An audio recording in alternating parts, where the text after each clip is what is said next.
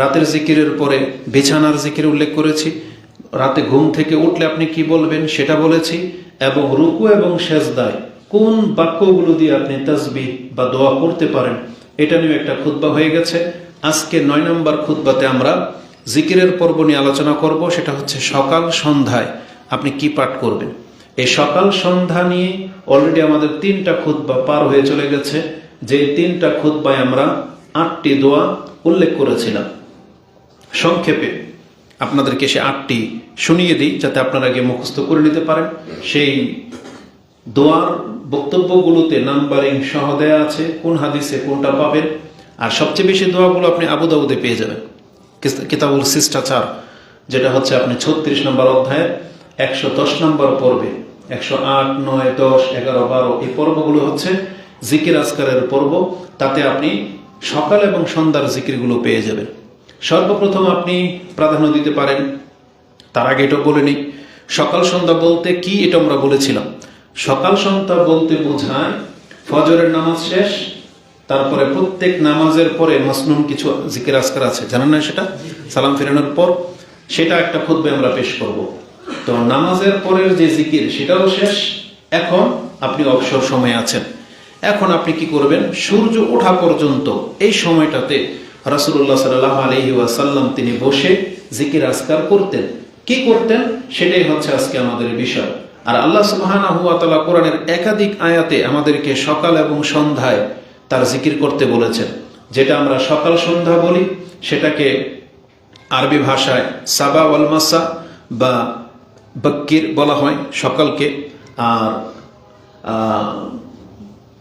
আসবাহা আমসা, আমসাইনা মানে আমরা সন্ধ্যা হইল, আর আসবাহানা আমাদের সকাল হলো। তাহলে সাবাহ আল মাসা এটা হচ্ছে প্রসিদ্ধ শব্দ।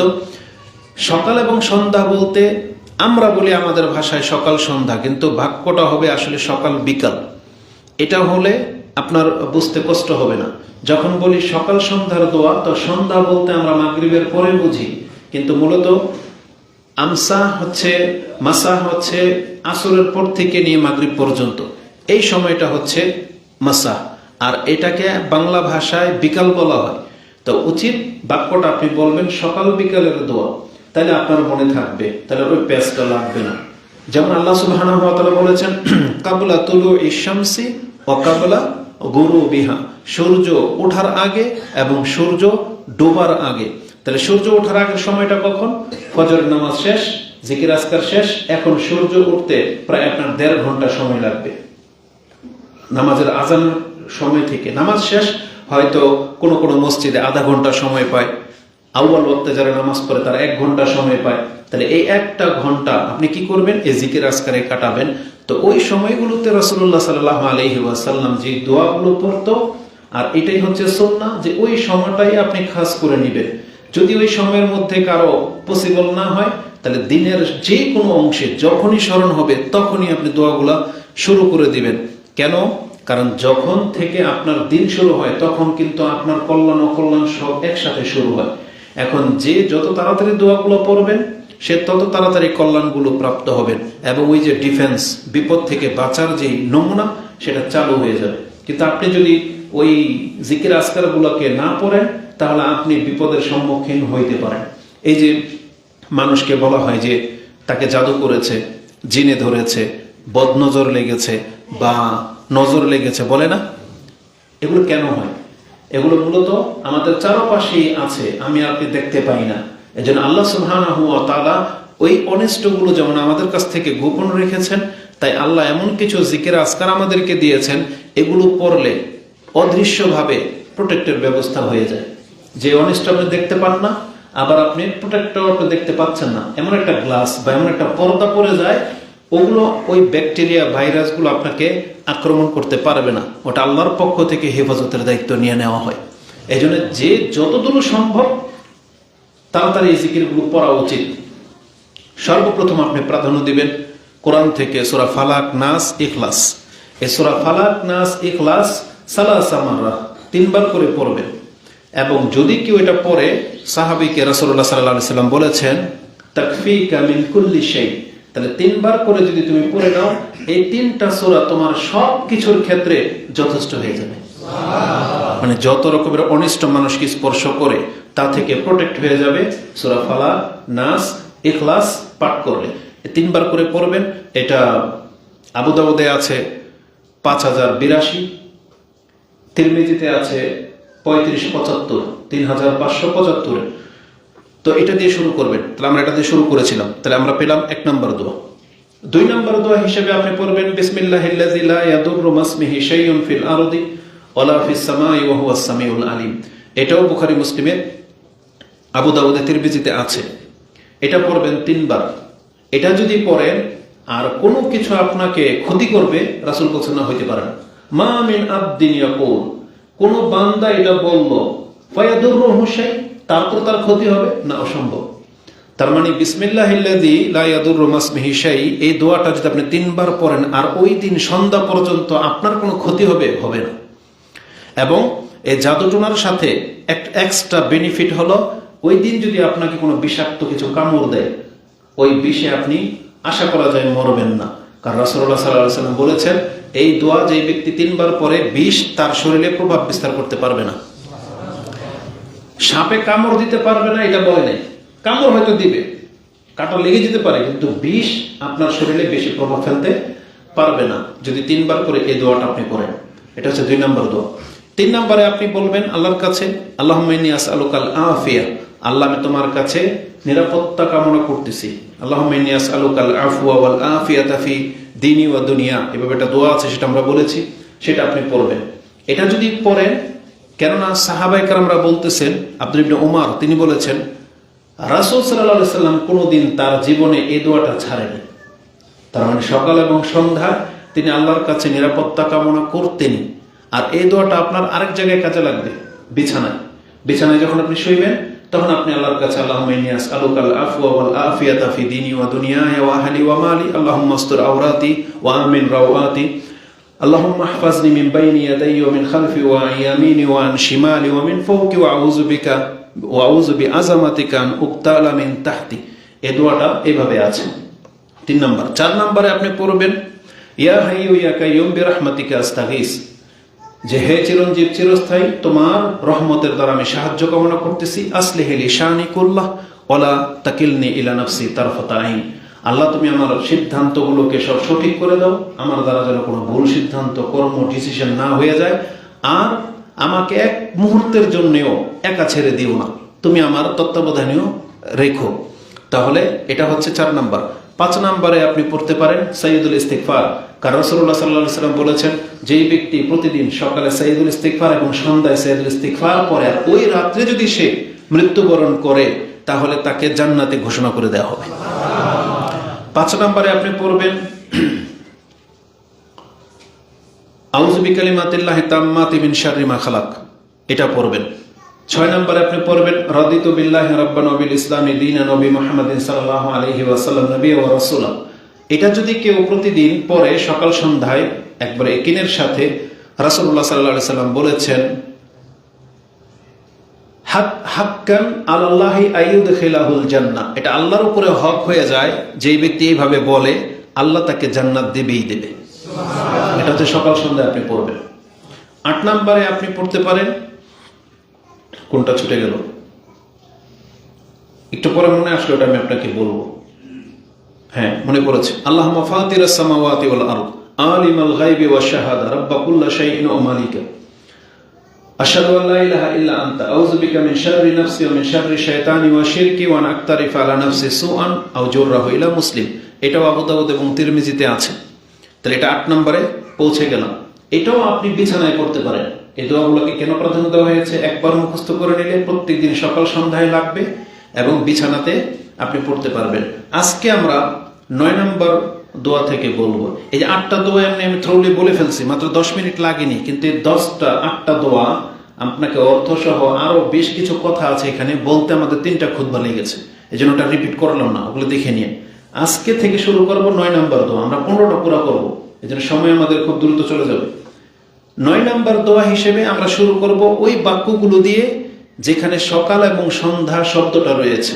যেমন প্রথমে আপনি নিয়ে আসতে পারেন 9 নম্বরে আল্লাহুম্মা বিকা আসবাহনা ওয়া বিকা আমসাইনা ওয়া বিকা নাহিয়া ওয়া বিকা নামুতু ওয়া ইলাইকাল মাসির। এটা পড়বেন দিনে, এটাকে আবার কনভার্ট করে দিবেন সন্ধ্যায়। এখানে ছিল আল্লাহুম্মা বিকা আসবাহনা, সন্ধ্যা হইলে বলবেন আল্লাহুম্মা বিকা আমসাইনা। শব্দ ওইটাই, দিনের বেলা হচ্ছে মাসির, রাতের বেলা হচ্ছে, সন্ধ্যাবেলা হচ্ছে নুশুর। এতটুকু পার্থক্য আছে। কেউ যদি পার্থক্য নাও করেন কোনো সমস্যা নেই, কিন্তু এই দোয়াটা আপনি পড়বেন যে আল্লাহুম্মা বিকা আসবাহানা, আল্লাহ তোমার নাম নিয়েই আমাদের সকাল হলো, অবিকা আমসাইনা তোমার নাম নিয়েই সন্ধ্যা হচ্ছে, অবিকা নাহিয়া অবিকা নামুতু তোমার জন্যই আমরা বেঁচে আছি, তোমার জন্যই আমরা মরবো, ওয়া ইলাইকাল মাসির তোমার কাছে আমাদেরকে প্রত্যাবর্তন করতে হবে, ওয়া ইলাইকান নুশুর তোমার কাছে আমাদেরকে জমা হতে হবে। তাহলে এটা সকাল সন্ধ্যায় একজন ব্যক্তি ব্যক্ত করে। এটা আপনি পেয়ে যাবেন আবু দাউদে, তিরমিজিতে হাদিসটি 3391, আবু দাউদে হাদিসটি 50-68 এবং ইবনে মাজাতে হাদিসটি 38-68 পেয়ে যাবেন, মানে 3868। রাসূলুল্লাহ সাল্লাল্লাহু আলাইহি ওয়াসাল্লাম তিনি এই দোয়াটা সাহাবায়ে কেরামদেরকে শিক্ষা দিতেন। আবু হুরায়রা তিনি বলতেছেন, কানা রাসূলুল্লাহ সাল্লাল্লাহু আলাইহি ওয়াসাল্লাম ইউআল্লিমু আসহাবাহু হাযিহি দুআ, মানে এই দোয়াটা রাসূল তার সাহাবায়ে কেরামদেরকে শিক্ষা দিতেন। তাহলে গুরুত্ব এখানে আমরা পেয়ে যাচ্ছি, এজন্য আমাদেরকে এটা শিখতে হবে। এটা হচ্ছে সকাল সন্ধ্যার 9 নম্বর দোয়া। 10 নম্বর দোয়াতে আসেন, আমরা অর্থের দিকে গেলাম না।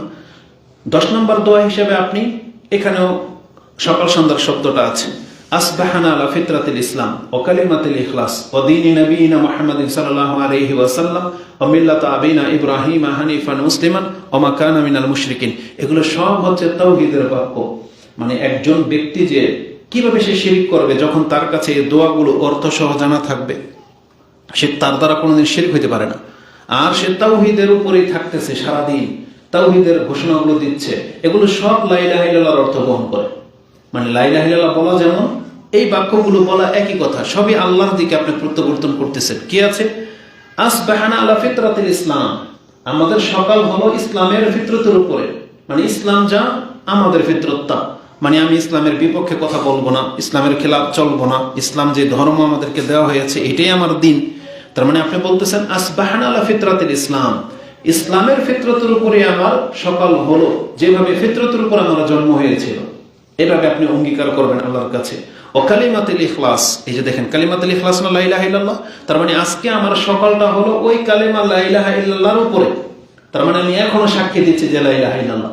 আসবাহানা ও কালিমাতুল ইখলাস ও দীনি নবিয়িনা মুহাম্মদ, আর আমার দিন হচ্ছে মুহাম্মদ সাল্লাল্লাহু আলাইহি ওয়াসাল্লামের দিন, তিনি যে দিন নিয়ে আসছেন ওই দিনের উপরে আমার সকাল হলো। ও মিল্লাতা আবিনা ইব্রাহিম, এবং তার পূর্বে আমাদের পিতাজি ইব্রাহিম আলাইহিস সালাম ছিলেন যে দিনের উপরে, আমরা সেই দিনের উপরে সকাল করলাম। ওমা কানা মিনাল মুশরিকিন, আর তার বৈশিষ্ট্য হলো তিনি মুশরিকদের অন্তর্ভুক্ত ছিলেন না। কেন? যখনই ইব্রাহিমের কথা আসবে কোরআনে এবং হাদিসে দেখবেন এই কথাটা আছে, ওমা কানা মিনাল মুশরিকিন, যে ইব্রাহিম মুশরিক ছিলেন না। কেন জানেন? কারণ মক্কার মুশরিকরা বলতো যে আমরা মিল্লাতা আবিনা ইব্রাহিম, তার ধর্মের অনুসারী। বুঝেন? আমরা তার ধর্মের অনুসারী।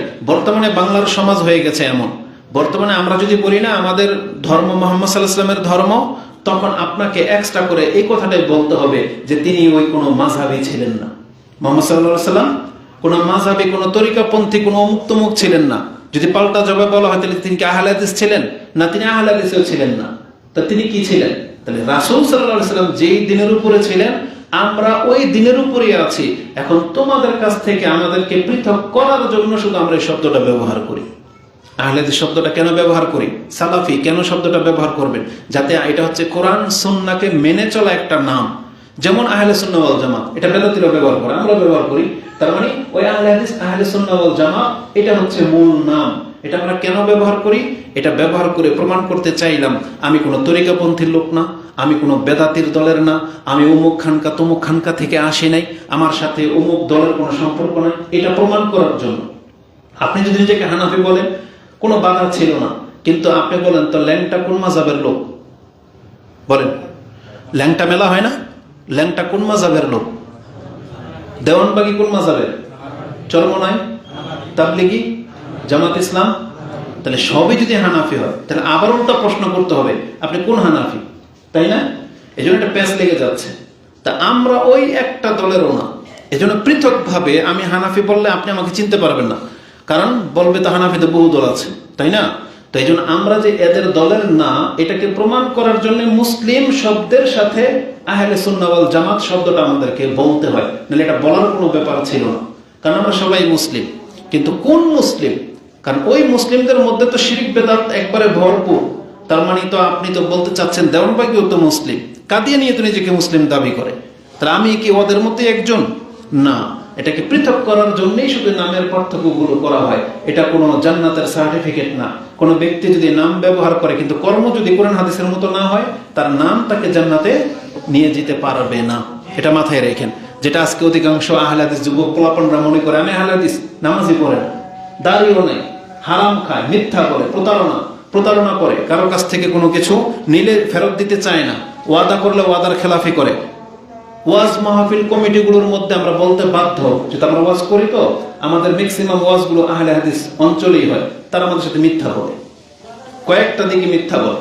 তারা আমাদেরকে অপবাদ দেয় যে আমরা টাকা নিয়ে বক্তব্য করি, আর আমরা তাদের বিপক্ষে কি বলি, যে এই জন্য আগে তাদের কাছ থেকে বলে নিতে হয়, কারণ তারা আমাদের সাথে মিথ্যা বলে আপনার বক্তব্য 9টায় দিবে, নিয়ে 10:30টায়, বুঝছেন, বলে যে পথ খরচ আমরা এতটা দিই, গেলে বক্তব্য শেষ তখন একটা খাম ধরিয়ে দেয়। আর প্রতারণার একটা নমুনা হলো ভিতরে একটা লিফলেটও ধরিয়ে দেয়।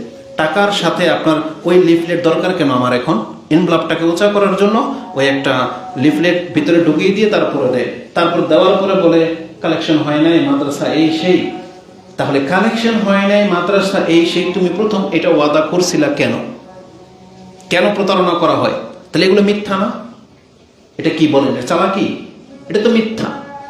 আপনি যা পারবেন তা বলবেন, যখন যাকে টাইম দিবেন তখন তাকে ওই অবস্থায় বসাবেন। আর বক্তাদের মিথ্যা হলো, সে এখনো পৌঁছিনি, আরেক মাহফিলে আছে, বলে যে আমি এখন এই তো চলে আসছি, জামে পড়ছি, অমুক তমুক, এগুলো বলো। তাহলে মানে আমরা যারা ধর্মের প্রচারক, ধর্মের বাহক, আমরাই যদি মিথ্যা বলি, তাহলে আমাদের জাতি কোন পর্যায়ে যাবে? তাই এই জন্য আহলে হাদিস নাম ট্যাগ লাগিয়ে দিলে যে আপনি নাজাত পেয়ে যাবেন তা না, চরিত্র বা কর্মটাকেও ঠিক করতে হবে। তাআলা কুল্লি হাল। রাসূলুল্লাহ সাল্লাল্লাহু আলাইহি সাল্লাম তিনি দোয়াতে বলেছেন, আসবাহনা আলা ফিতরাতিল ইসলাম ওয়া দীনি নবিয়িনা মুহাম্মদ সাল্লাল্লাহু আলাইহি সাল্লাম ওয়া মিল্লাত আবিনা ইব্রাহিম হানিফান মুসলিমান ওয়া মা কানা মিনাল মুশরিকিন। এইভাবে আপনি সকাল সন্ধ্যায় আল্লাহ সুবহানাহু ওয়া তাআলার তাওহীদের ঘোষণা দিবেন। এটা আপনি পড়বেন 10 নম্বরে। 11 নম্বর দোয়া হিসাবে আমরা পড়তে পারি যে রাসূলুল্লাহ সাল্লাল্লাহু আলাইহি ওয়াসাল্লাম কানা রাসূলুল্লাহ সাল্লাল্লাহু আলাইহি ওয়াসাল্লাম ইজা আমসা ওয়া ইজা আসবাহা, সকাল এবং সন্ধ্যায় তিনি বলতেন, আমসাইনা ওয়া আমসাল মুলকু লিল্লাহ ওয়ালহামদুলিল্লাহ ওয়া লা ইলাহা ইল্লাল্লাহু ওয়াহদাহু লা শারীকা লাহু লাহুল মুলকু ওয়া লাহুল হামদু ওয়া হুয়া আলা কুল্লি শাইইন কাদির। এই দোয়াটা সবার জানা আছে না?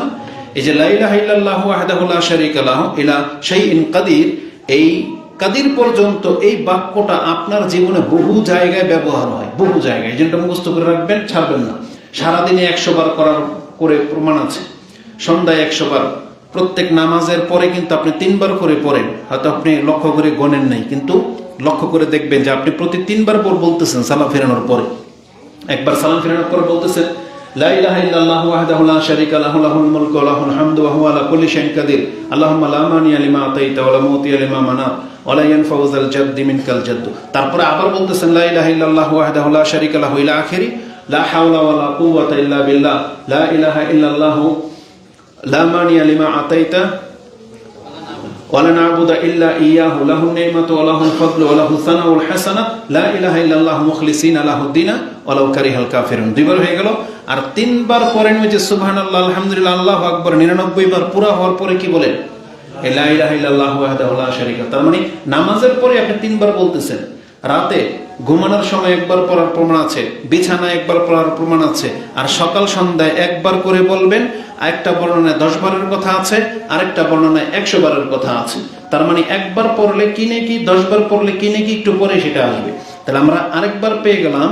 এটা বলার পর সাথে আপনি কি যোগ করবেন? আল্লাহুম্মা আসআলুকা খায়রা কুল্লাহ, আল্লাহুম্মা ইন্নী আসআলুকা খায়রা হাযিহিল লাইলা ওয়া খায়রা মা ফিহা ওয়া খায়রা মা বাদা ওয়া আউযু বিকা মিন শাররি হাযিহিল লাইলা ওয়া শাররি মা ফিহা ওয়া শাররি মা বাদা। মানে লা ইলাহা ইল্লাল্লাহটা বলার পরে আপনি বলবেন, আল্লাহ আমি তোমার কাছে এই রাতের কল্যাণ চাচ্ছি, এই রাতের মধ্যে যা আছে তার কল্যাণ চাচ্ছি, এবং এই রাতের অনিষ্ট থেকে এবং এই রাত যে অনিষ্ট নিয়ে আমাদের কাছে আসে তা থেকে তোমার কাছে আশ্রয় চাচ্ছি। এটা যেমন রাতে পড়বেন, ঠিক এটা আপনি দিনে পড়বেন। যে দিনে কি বলবেন? আল্লাহুম্মা ইন্নী আসআলুকা খায়রা হাযিহিল ইয়াওমা ওয়া মা ফিহা ওয়া আউযু বিকা মিন শাররি বাদা, এভাবে আছে ওয়া খায়রা মা ফিহা ওয়া আউযু বিকা মিন শাররি হাযিহিল ইয়াওমা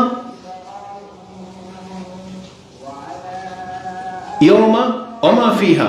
আর অতিরিক্ত আরেকটা কথা যুক্ত আছে, আল্লাহুম্মা ইন্নী আউযু বিকা মিনাল কাসাল ওয়া সুইল কিবার। আল্লাহ আমি তোমার কাছে, কাসাল মানে হচ্ছে অলসতা, এবং সুইল কিবার মানে হচ্ছে বয়সের একেবারে অতল তলে পড়ে যাওয়া। আপনি এমন মুরব্বীদেরকে দেখেছেন হয়তো 70-80 পার হয়ে গেছে, 80-র পর থেকে একবারে রুগ্ন, দাঁড়াতে পারে না, বিছানায় পড়ে আছে, তাকে ধরে উঠাতে হয়, ধরে বসাতে হয়। এটা হচ্ছে সুইল কিবার, মানে খারাপ বৃদ্ধ, মানে একবারে বয়সের খারাপ অবস্থা। এটা যেন আপনার আমার জীবনে না হয়। কিন্তু আজকে আমরা তো পশুর মতো জীবনযাপন করতেছি। আপনি কোনোদিন কি এরকম ব্যক্তিকে দেখে আল্লাহর কাছে আশ্রয় চেয়েছেন যে আল্লাহ আমার এই অবস্থা দান করুন? বরং আমরা একে অপরকে দোয়া করতে গেলে কি বলি? আল্লাহ আপনাকে দীর্ঘ হায়াত দান করুক, এটা বলে না? এই দোয়াটা সঠিক নয়, বরং কল্যাণকর বয়স দান করুক এটা আপনি বলতে পারেন।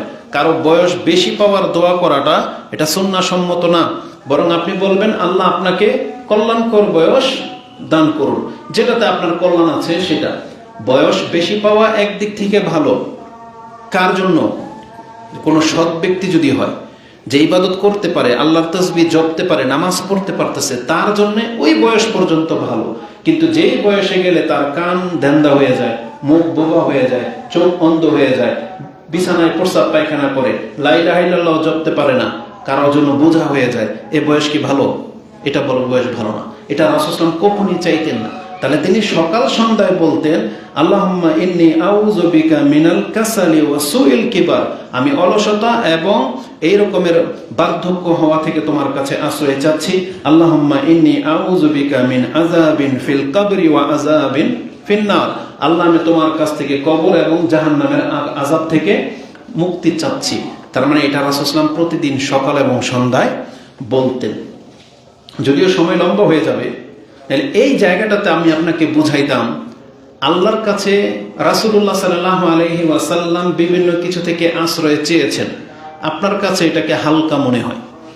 এই যে আমরা যে বলি আউযু বিল্লাহি মিনাশ শাইতানির রাজিম, এটার মান যে কি? আউযু শব্দটাই, আল্লাহুম্মা ইন্নী আউযু বিকা, এই যে এটা শব্দটার মান যে কি, এটা যদি আমি বুঝাইতে সক্ষম হইতাম তাহলে আপনি বুঝতে পারতেন যে এটা কতটা গুরুত্বপূর্ণ। একটু শুধু বলে দিই যে রাসূলুল্লাহ সাল্লাল্লাহু আলাইহি ওয়াসাল্লাম বলেছেন, কেউ যদি আল্লাহর কাছে কোনো কিছু থেকে আশ্রয় চায় আর আল্লাহ যদি এটা কবুল করে নেয়, তাহলে দুনিয়ার কোনো বালা মুসিবত যদি হয়, কিয়ামত পর্যন্ত এই বালা মুসিবত ওকে কোনোদিন টাচ করবে না। আর যদি সেটা পরকালের হয়, আল্লাহ যদি আশ্রয় দিয়ে দেয়, আপনি বলছেন আল্লাহ তুমি আমার কবরের আযাব থেকে তোমার কাছে আশ্রয় চাচ্ছি, আল্লাহ যদি কবুল করে নেয় তাহলে কবর আযাব থেকে আপনি মাফ। বোঝেন কথা? আপনি যে বলেন আল্লাহুম্মা ইন্নী আউযু বিকা মিন আযাবিন নার, আল্লাহ আমি তোমার কাছে কবর জাহান্নামের আযাব থেকে আশ্রয় চাচ্ছি, তার মানে জাহান্নাম আপনি চোখে দেখতে পাবেন, কিন্তু আপনাকে জাহান্নাম থেকে অনেক দূরে রাখা হবে। মানে আশ্রয়টা এত সেনসিটিভ। কেউ যদি আল্লাহর কাছে আশ্রয় চায়, আল্লাহ যদি তাকে আশ্রয় দিয়ে দেয়, তার মানে যে জিনিস থেকে তাকে আশ্রয় দিয়ে দেওয়া হলো সেটা কোনোদিন তাকে স্পর্শ পর্যন্ত করতে পারবে না। যেমন একটা গুরুত্বের জন্য বলে দেই, মরিয়ম আলাইহিস সালাম তিনি যখন জন্ম ভূমিষ্ঠ হলেন বা পেটে বা ভূমিষ্ঠ হলেন, ওই মুহূর্তে তার মা বলেছিল যে আল্লাহ আমি তো এটা মহিলা প্রসব করলাম, এটা তো সন্তান ছেলে না। তখন আল্লাহ বলতেছে ওয়ালাইসা যাকারু কাল উনসা, এই অনেক পুরুষ আছে যারা মহিলাদের মতো হয় না, বা এই মহিলাদের মতো অনেক পুরুষ হইতে পারবে না। তারপরে তিনি বলেছিলেন ইন্নী উইযুহা বিকা ওয়া যুররিয়াতাহা মিনাশ শাইতানির রাজিম, আল্লাহ আমি ওকে এবং ওর সন্তানকে তোমার কাছে শয়তান থেকে আশ্রয় দিয়ে দিলাম। এটা তিনি দোয়া করেছিলেন। রাসূল সাল্লাল্লাহু আলাইহি সাল্লাম বলেছেন পৃথিবীতে সমস্ত সন্তান যারা ভূমিষ্ঠ হয় তাদেরকে শয়তান খোঁচা মারে, আঘাত করে, আর শয়তান তখন কাঁদে। এই যে বাচ্চারা জন্মের পরে কাঁদে না, এটা মূলত শয়তান খোঁচা মারে রাসূল বলেছে। তবে ইল্লা ইবনা মারিয়াম, মরিয়ম আলাইহিস সালামের ব্যাপারও আসছে এবং তার সন্তান ঈসা আলাইহিস সালামের ব্যাপারও আসছে যে শয়তান এই দুইজনকে টাচ করতে পারে নাই জন্মের পরে। বুঝেন কেন? দোয়ার পাওয়ার, এটা হচ্ছে দোয়ার ক্ষমতা। তার মানে পেটে থাকতে তার মা দোয়া করেছিল, এই জন্য মরিয়ম আলাইহিস সালামের জন্মের পরে শয়তান মরিয়মকে টাচ করতে পারে নাই।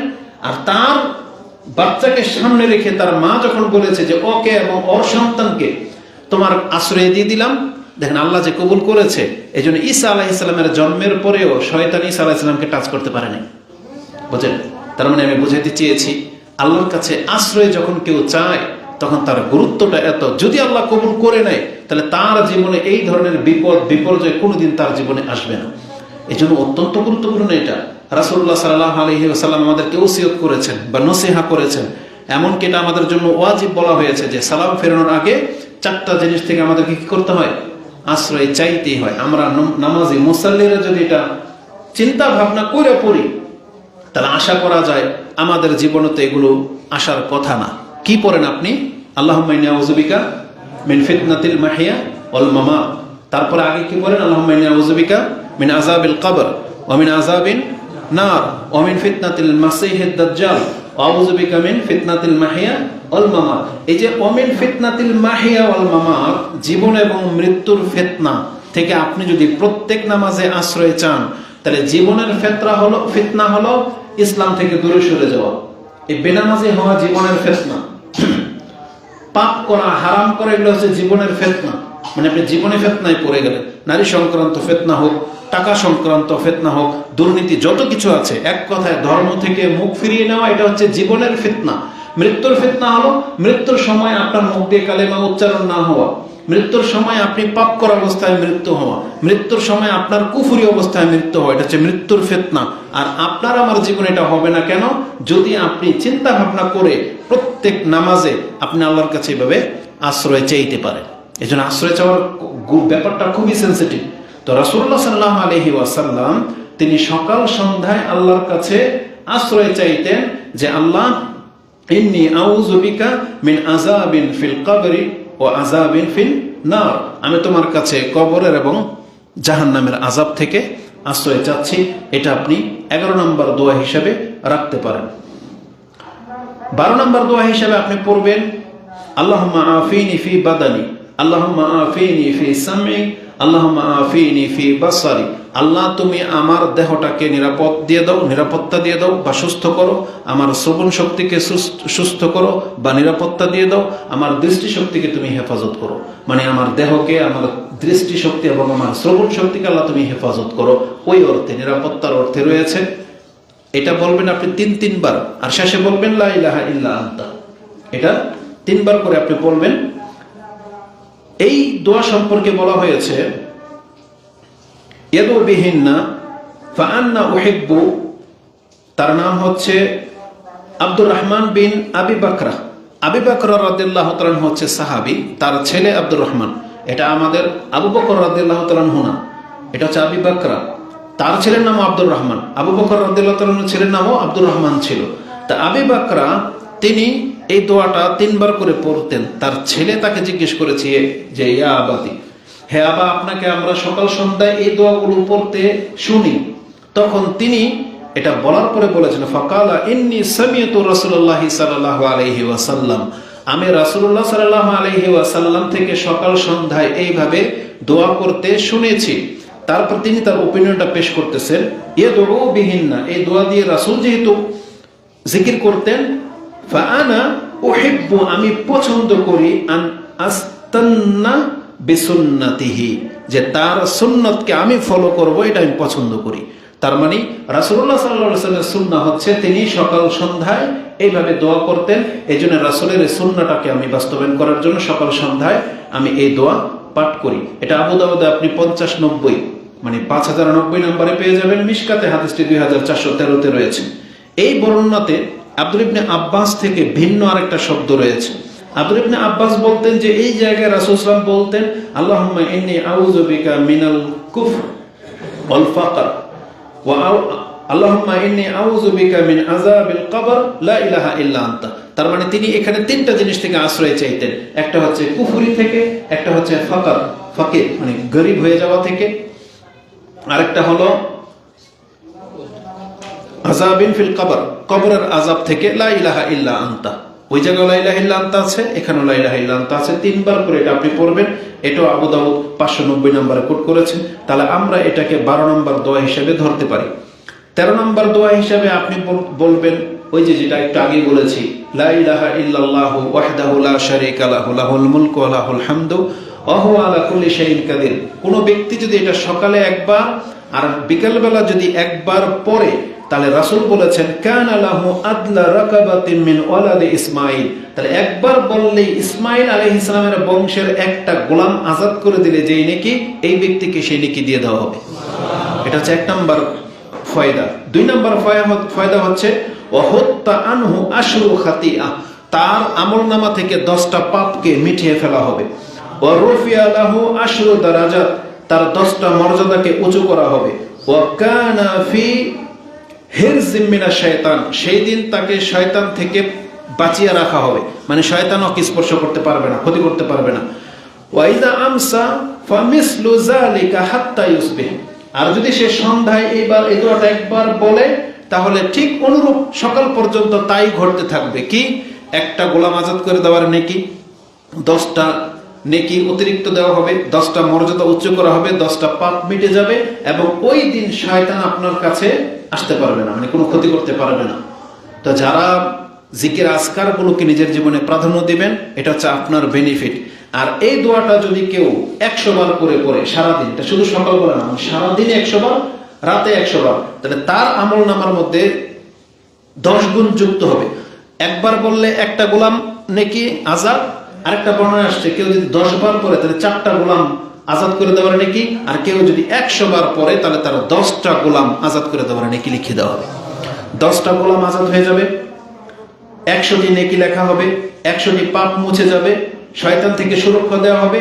আর আরেকটা বর্ণনা হলো তার সমমান সেই দিন আর কেউ হইতে পারবে না, মানে নেকির ক্ষেত্রে, মর্যাদার ক্ষেত্রে সে আজকে যত নেকি জমাইলো, এই দোয়া না করা পর্যন্ত অন্যরা অন্যান্য ইবাদত দিয়ে আপনি তাকে নেকি দিয়ে হারাইতে পারবেন না। রাসূল সাল্লাল্লাহু আলাইহি ওয়াসাল্লাম বলেছেন, যেই ব্যক্তি এই দোয়াটা সকাল সন্ধ্যায় 100 বার করে পড়বে, দিনের বেলায় 100, রাতের বেলায় 100, তাহলে এই রকম অন্য যারা যারা করবে তারা সমান হবে, কিন্তু যারা করবে না তারা নেকি দিয়ে আজকে তাকে হারাইতে পারবে না। এতটা নেকির দোয়া হচ্ছে এটা, যেটা আপনি মুসলিমে জিকিরের অধ্যায়ে 6735-এ পেয়ে যাবেন। তাহলে আমরা এই যাব এটা 13 নম্বর দোয়া হিসেবে রাখতে পারি। এটা অত্যন্ত সহজ, এটা আপনাদের জানা আছে, শুধু চর্চা করবেন।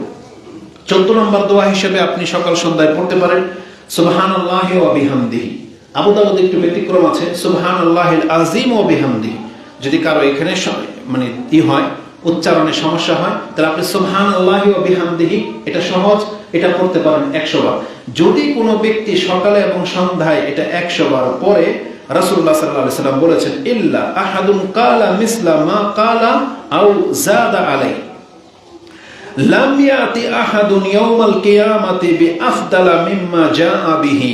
যেই ব্যক্তি সকালে, সারা দিনে এবং বিকালে 100 বার করে সুবহানাল্লাহি ওয়া বিহামদিহি তাসবিহ পাঠ করেছে, কিয়ামতের মাঠে তাকে নিয়ে আসা হবে।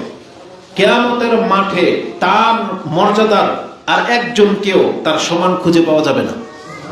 তবে যারা তার সমান সমান এই জিকিরটা করবে তারা সবাই এক সমান, কিন্তু যারা এই জিকিরটা করে না সারাদিন 100 বার, তার মানে সেই দিনের মতন মর্যাদাবান আর কেউ হইতে পারবে না। এটা ইমাম মুসলিম কোট করেছেন, হাদিস মুসলিমে আছে 6736, আর আবু দাউদে সুবহানাল্লাহি আযীম ওয়া বিহামদিহি এটা আছে আপনার 5091-তে, এই দোয়াগুলো আছে। তাহলে আজকে আমরা 14 নম্বর দোয়া পর্যন্ত পৌঁছলাম।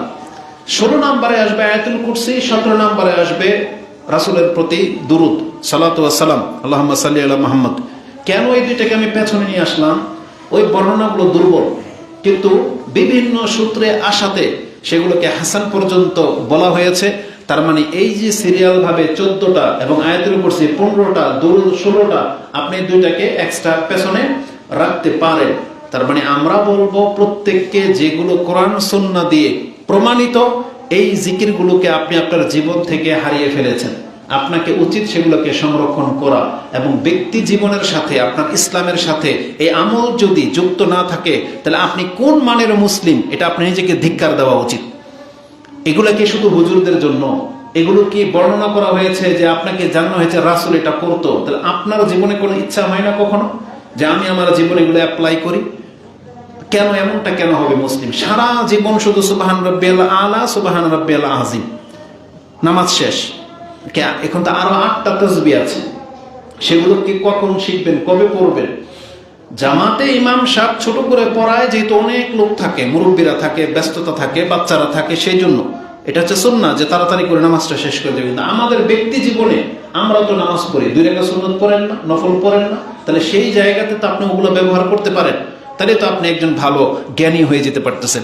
আর আমলের বিকল্প জ্ঞান টিকে না। আপনি এখন মুখস্থ করবেন যে আমি এগুলো মুখস্থ করেছি, ধরেন কথার কথা, এবং আমি আমল যদি 1 সপ্তাহ ছেড়ে দেই তারপরে আবার আপনাকে বলতে পারবো না, আপনি পারবেন না বলতে। কিন্তু যেই ব্যক্তি প্রতিদিন এটা পড়ে তার ব্রেনে থেকে যাবে, ঠোঁটস্থ হয়ে যাবে, বললে আপনি বলতে পারবেন হ্যাঁ এটা সকাল সন্ধ্যার জিকির, এটা বিছানার জিকির। বিছানার দোয়া আমরা 15টা উল্লেখ করেছি, এখানে কয়জন আছেন যে কয়টা জানেন বা কয়টা পড়েন? তাহলে আমাদের জীবন থেকে সারাটা দিন যে এই যে ওজিফাগুলো রাসূল সাল্লাল্লাহু আলাইহি ওয়াসাল্লাম আমাদেরকে দিয়েছেন, তাহলে আমাদের রাসূলের ওজিফার সাথে কোনো সম্পর্ক নাই, অথচ বিভিন্ন পীরের মুরিদ যারা হয় তারা সেই ওজিফা নিয়ে ব্যস্ত। পীর যা বলে একবারে খুব হুবহু পালন করে। কেন? কারণ পীর তাকে ভয় ঢুকিয়ে দিয়েছে যে আমার ওজিফা পালন না করে তো তোমার উপরে কিন্তু ফয়েজ যাবে না, বুঝেন না, কারণ কেটে যাবে বা মর্যাদা হইতে পারবে না। কিন্তু আপনার নবী যেটা দিয়েছে সেটা কি করবেন? আজ পর্যন্ত আপনার বিবেক ওদিকে যায় না কেন যে এই দোয়াগুলো আমাদেরকে মুখস্থ করতে হবে, আমাদের বাচ্চাদেরকে মুখস্থ করাইতে হবে? সেটা কেন যায় না? আমরা এত বেশি উদাসীন কেন? আমাদের জবান সারাদিন বোবার মতো চুপ হয়ে থাকে কেন? আপনি আল্লাহর জিকির করেন, যখন যেটা মনে আসবে তখন সেটাই করেন। সুবহানাল্লাহি ওয়া বিহামদিহি সুবহানাল্লাহিল আযীম বলেন, সুবহানাল্লাহি ওয়া আলহামদুলিল্লাহি ওয়া লা ইলাহা ইল্লাল্লাহু আল্লাহু আকবার বলতেই থাকেন, লা হাওলা ওয়া লা কুওয়াতা ইল্লা বিল্লাহ যখন তখন বলেন, আল্লাহুম্মা সাল্লি আলা মুহাম্মদ বলতেই থাকেন। কে আপনাকে ধরে রেখেছে? আপনার জবানকে যদি এভাবে আপনি চালু করে দিতে পারেন, রাসূল সাল্লাল্লাহু আলাইহি ওয়াসাল্লাম বলেছেন এটা হচ্ছে সবচেয়ে উত্তম সম্পদ হয়ে যাবে। কালবুন শাকিরুন ওয়া লিসানুন যাকিরুন ওয়া মারআতুস সালিহ, রাসূল বলেছেন এইগুলো যারা জমা করে এরা না সম্পদশালী। যারা টাকা কামায় এরা সম্পদশালী? বরং যার জবানটা আল্লাহর জিকির করে তাকে বলা হয়েছে সম্পদশালী। যার অন্তরটা শুকরিয়া আদায় করার মতন অন্তর, তার অন্তরটা হচ্ছে সম্পদশালী, মানে সম্পদে ভরপুর। যার ঘরে একটা সত্যি মানে দিনদার মহিলা রয়েছে সে হচ্ছে সম্পদশালী। এটা বলা হয়েছে রাসূলুল্লাহ সাল্লাল্লাহু আলাইহি সাল্লাম। এজন্য জবানটাকে জিকিরকারী জবান বানান, যেটা আমাদের জন্য অত্যন্ত জরুরি। তাহলে আজকে আমরা এই 14টা দোয়া আপনাকে বলেছি, এগুলোর বর্ণনা সহিহ, আর বাকি অনেকগুলো জয়ীফ আছে, আমি সেগুলোকে নিয়ে আসবো না, কারণ আমরা এটা কিতাব আকারে ছাপবো ইনশাআল্লাহ, সিরিয়াল ভাই। তাহলে আপনি অন্তত 15টা দোয়া সঠিকভাবে পাচ্ছেন। একটা দোয়া দুর্বলদের মধ্যে একটা দোয়া আপনার কাছে বলি, যেটা আমাদের দেশে খুব মশহুরভাবে পালন করা হয় কিন্তু হাদিসটা দুর্বল। সেটা কি?